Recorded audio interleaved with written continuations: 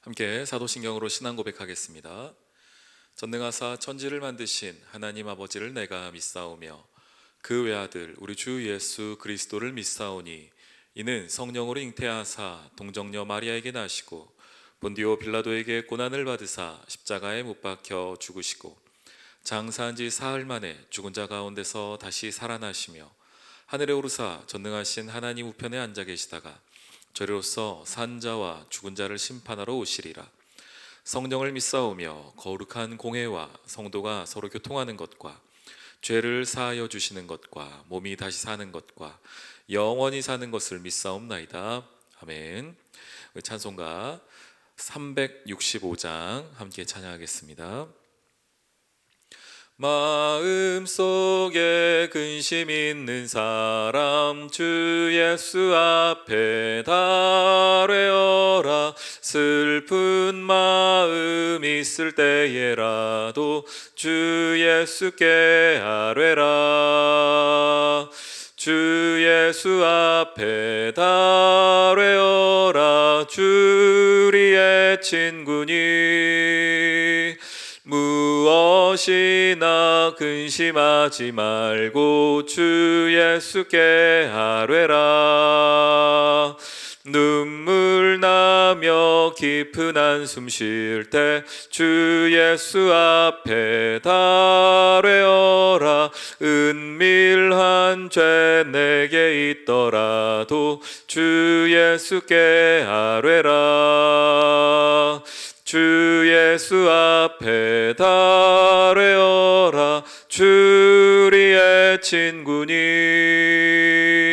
무엇이나 근심하지 말고 주 예수께 아뢰라.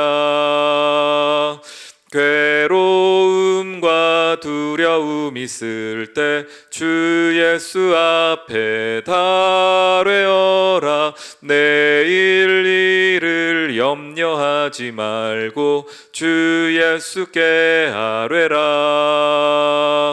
주 예수 앞에 달뢰어라. 주리의 친구니 무엇이나 근심하지 말고 주 예수께 아뢰라. 죽음 앞에 겁을 내는 자여 주 예수 앞에 달뢰어라. 하늘나라 바라보는 자여 주 예수께 아뢰라. 주 예수 앞에 달뢰어라. 주리의 친구니 무엇이나 근심하지 말고 주 예수께 아뢰라. 오늘 함께 보실 말씀은 열왕기하 20장 말씀 함께 보도록 하겠습니다. 열왕기하 20장 1절에서 11절까지의 말씀입니다. 그때에 히스기야가 병들어 죽게 되매 아모스의 아들 선지자 이사야가 그에게 나와서 그에게 이르되 여호와의 말씀이 너는 집을 정리하라. 내가 죽고 살지 못하리라 하셨나이다. 히스기야가 낯을 벽으로 향하고 여호와께 기도하여 이르되 여호와여 구하오니 내가 진실과 전심으로 주 앞에 행하며 주께서 보시기에 선하게 행한 것을 기억하옵소서 하고 히스기야가 심히 통곡하더라. 이사야가 성읍 가까운 데까지 이르기 전에 여호와의 말씀이 그에게 임하여 이르시되 너는 돌아가서 내 백성의 주권자 히스기야에게 이르기를 왕의 조상 다윗의 하나님 여호와의 말씀이 내가 내 기도를 들었고 내 눈물을 보았노라. 내가 너를 낫게 하리니 내가 3일 만에 여호와의 성전에 올라가겠고 내가 내 날을 15년을 더할 것이며 내가 너와 이 성을 아수르 왕의 손에서 구원하고 내가 나를 위하고 또 내 종 다윗을 위함으로 이 성을 보호하리라 하셨다 하였더라. 이사야가 이르되 무화과 반죽을 가져오라 하매 무리가 가져다가 그 상처에 놓으니 나으니라. 히스기야가 이사야에게 이르되 여호와께서 나를 낫게 하시고 3일 만에 여호와의 성전에 올라가게 하실 무슨 징표가 있나이까 하니 이사야가 이르되 여호와께서 하신 말씀을 응하게 하실 일에 대하여 여호와께로부터 왕에게 한 징표가 이 말이이다. 해 그림자가 10도를 나아갈 것이니까 혹 10도를 물러갈 것이니까 하니 히스기야가 대답하되 그림자가 10도를 나아가기는 쉬우니 그리할 것이 아니라 10도가 뒤로 물러갈 것이니이다 아니라. 선지자 이사야가 여호와께 간구하매 아하스의 해시계 위에 나아갔던 해 그림자를 10도 뒤로 물러가게 하였더라. 아멘. 아멘. 오늘 말씀은 히스기야 왕의 회복에 관한 이야기를 성경은 오늘 우리에게 말을 해주고 있습니다. 히스기야가 병들어 죽게 되매라고 시작하는 이 20장, 그 앞에 보면은 히스기야가 아수르를 통하여 상당히 어려움을 당하는 이야기들도 나오고 있는데, 이제는 엎친 데 덮쳤다고 할까요? 히스기야가 자기 스스로 걸리는 병으로 말미암아 죽게 되는 상황에 놓이게 되었습니다. 정확히 어떤 병인지는 알 수가 없습니다. 또한 그 치료법마저도 보니까 7절에 보니 무화과 반죽을 가져다가 그 상처에 놓으라라고 하는 것을 보니 어떤 외형적인 상처였는지도 모르겠습니다. 그러나 그것 자체가 어쨌든 죽을 병이었고 죽을 만한 상처였다는 것은 저희가 알 수가 있습니다. 우리 삶의 자리 가운데에서도 하나님의 일을 해 나아가며 또 하나님 말씀대로 살아가는 우리의 삶에서도 이런 일들은 비일비재하다라고 하여도 큰 과언이 아니라 생각이 됩니다. 분명히 주의 말씀대로 살아가는 우리의 모습인데도 불구하고 죽을 것 같은 일들이 닥쳐오고요, 심지어는 그런 일들을 실제로 겪는 분들도 계십니다. 오늘 하나님께서는 히스기야에게 말씀하십니다. 여호와의 말씀이 너는 너의 집을 정리하라, 네가 죽고 살지 못하리라 하셨나이다. 하나님의 말씀까지도 이제 떨어진 상황입니다. 하나님께서 너 이제 집을 정리해라, 너 이제 좀 있으면은 죽게 된다라는 이야기를 들은 것이죠. 얼마나 두려웠을까요? 얼마나 무서웠을까요? 동시에 얼마나 또 자기가 해야 할 일들을 생각해 본다면 가는 일이 쉬운 일은 아니었을 것입니다. 그래서인지 히스기야가 여호와께 향하여 기도합니다. 낯을 그의 얼굴을 벽으로 향하고 여호와께 기도하여 이르되, 이 벽으로 우리의 얼굴을 향한다는 것은 하나님, 내가 더 이상 찾을 길이 없습니다. 나에게 꽉 막혀 있습니다. 내가 찾을 수 있는 분은 하늘에 계신 하나님밖에 없습니다. 이런 표현이죠. 하나님만 향하여서 내가 지금 하나님께 집중합니다. 하나님만 바라봅니다. 이런 표현으로 지금 히스기야가 나아가고 있습니다.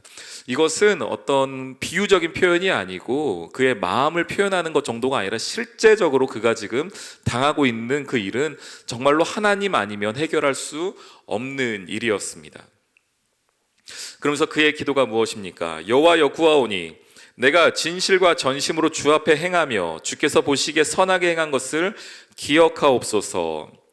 제가 이 말씀을 보면서 그래도 히스기야 정도 되니까 하나님 앞에 이런 이야기들 할 수 있지 않을까라는 생각을 좀 해보았습니다.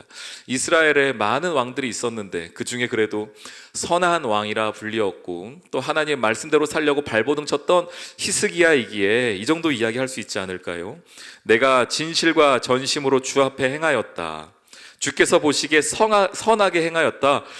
지금 자기가 죽을 위치에 있는데 하나님 앞에 이렇게 자신 있게 기도하고 말할 수 있는 것은 그의 삶이 담보가 되었기 때문입니다. 그의 삶이 정말로 이러한 삶이었기 때문입니다.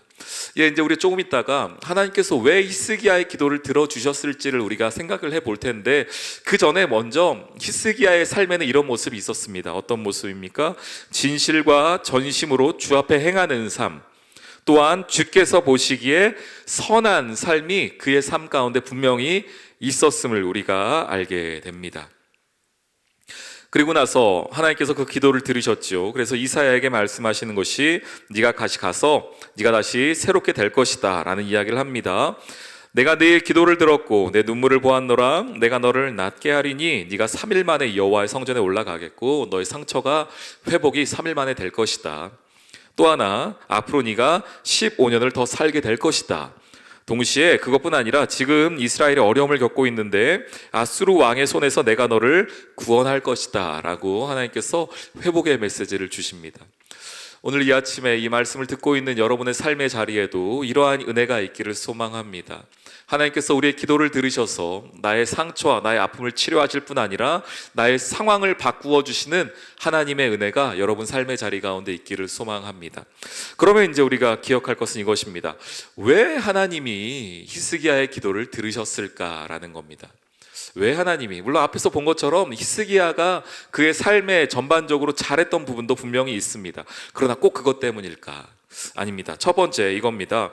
하나님은 자기의 신실하심을 드러내기 위하여 히스기야의 기도를 들으셨습니다. 무슨 이야기인가? 6절 하반절에 보면 이렇게 이야기가 나옵니다.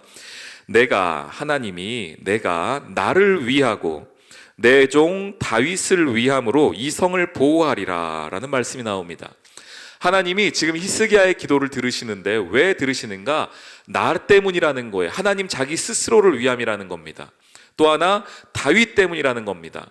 여기서 다윗 때문이라는 것은 물론 다윗 한 사람을 지칭하는 것일 수도 있지만 다윗으로 대표되는 하나님과 다윗이 맺었던 그 언약, 하나님의 그 신실하신 언약, 그것을 상기시킨 것이죠. 하나님은 하나님의 자녀가 하나님 앞에 나아갈 때에 하나님께서는 그 기도를 들어 응답하시는데 그것은 우리의 어떤 간절함, 우리의 어떤 능력 이런 것들이 아니라 하나님 그 자신이 가지고 있는 신실하심 때문이라는 겁니다. 우리 귀한 성도님들, 하나님 앞에 기도하실 때에 물론 우리가 간절하게 기도하는 것도 중요합니다. 통곡하는 것도 중요합니다. 내 삶을 깨끗이 하여서 정결함을 하나님 앞에 내놓는 것도 중요하지만 정말 중요한 것은 무엇인가? 하나님의 신실하심을 붙잡는 겁니다. 하나님의 언약을 붙잡는 삶입니다. 그런 삶이 여러분 삶의 자리 가운데 있길 소망하며 기도의 자리 가운데 있길 소망합니다. 또 하나, 오늘 히스기야가 3일 만에 회복된 이후에 하나님이 그의 연수를 더해준다라고 말씀하시는데 몇 년이냐면 15년입니다. 하나님이 왜 15년을 더하셨을까요? 25년이면 더 좋을 거고 35년이면 더 좋을 텐데 말이죠. 왜 하나님이 15년을 더하셨을까? 그래서 여기서 한 가지 우리가 알 수 있게 되는 것입니다.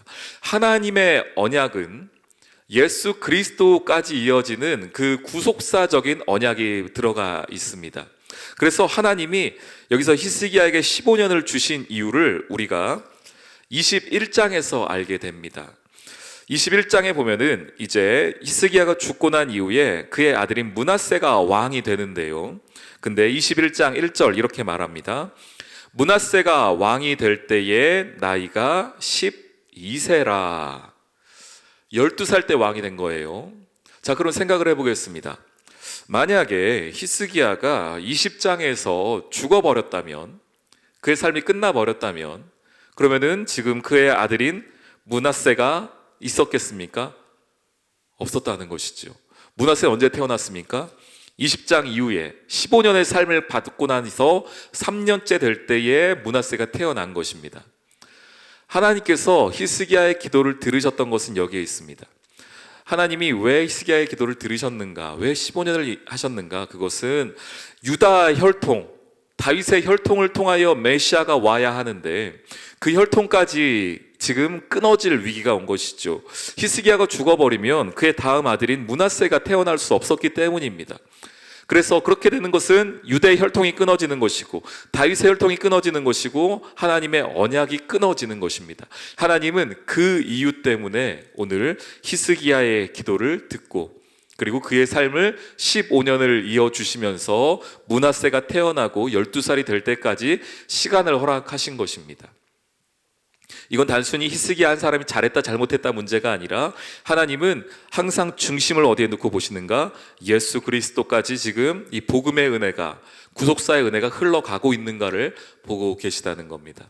그래서 오늘 이 히스기야의 이야기는 물론 히스기야가 하나님 앞에 그 문제를 해결받았다는 것도 있지만 하나님이 얼마나 신실하게 일하시는가, 개인의 삶에서도 신실하게 일하실 뿐 아니라 동시에 구속사를 하나님이 얼마나 신실하게 이끌어가고 계시는가를 볼 수 있는 말씀입니다. 히스기야는 오늘 우리에게 그것을 가르쳐주고 있습니다. 하나님이 얼마나 신실하신 분인가. 우리 귀한 성도님들, 그 하나님이 우리의 하나님이심을 잊지 마십시오. 오늘 이 하루를 시작하시는 여러분의 삶에도 그 신실하신 하나님, 개인의 삶과 역사를 주관하시는 그 하나님이 여러분 삶을 붙잡고 있음을 기억하십시오. 그리하여 오늘도 그 하나님과 함께 승리하며 나아가는 하루 되시길 주님의 이름으로 축원합니다. 아멘. 우리 함께 기도하겠습니다. 하나님 말씀을 통하여 영육의 회복이 일어나는 은혜를 더하여 주시옵소서. 또한 하나님 앞에 우리가 회개해야 할 죄의 명목들이 있다면 죄악에서 떠나게 하시고 죄의 영향력을 끊어 주시옵소서. 우리 주여 한번 부르짖고 기도하겠습니다.